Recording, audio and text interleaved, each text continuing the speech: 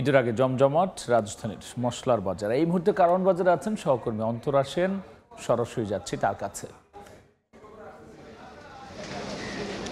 দরজায় কড়া নাড়ছে পবিত্র ঈদুল আজহা, আর সেই রেশ কিন্তু দেখা যাচ্ছে রাজধানীর বাজারগুলোতেও।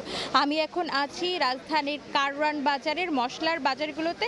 যেহেতু কোরবানির ঈদের বাজার, সেহেতু কিন্তু মশলার দোকানগুলোতেই কিন্তু ভিড় থাকা স্বাভাবিক। তবে গেল কয়েকদিনের বৃষ্টির কারণে বেচা বিক্রি কিছুটা কম ছিল, বিক্রেতারা বেশ হতাশ হয়ে পড়েছিলেন। তবে আজকে সকাল থেকে কিন্তু আবহাওয়া বেশ রৌদ্রোজ্জ্বল, আর বেচা বিক্রিতেও কিন্তু আশানুরূপ ক্রেতাদের দেখা পাচ্ছেন বিক্রেতারা।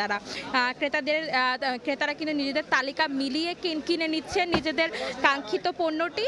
আর কারওয়ান বাজারের যেহেতু পাইকারি বাজার, তাই এখান থেকে কিন্তু পাইকারি দামেই মশলা কিনতে পারছেন ক্রেতারা। এতে কিন্তু বেশ সস্তায় তারা মশলা কিনতে পারছেন বলে জানিয়েছেন।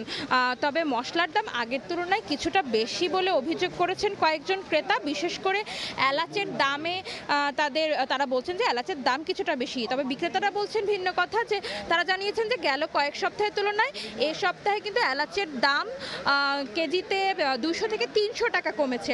এলাচ বর্তমানে বিক্রি হচ্ছে 4,600 থেকে 5,300 টাকা কেজিতে, যেটা আগে ছিল 4,800 থেকে 5,600 টাকা কেজি।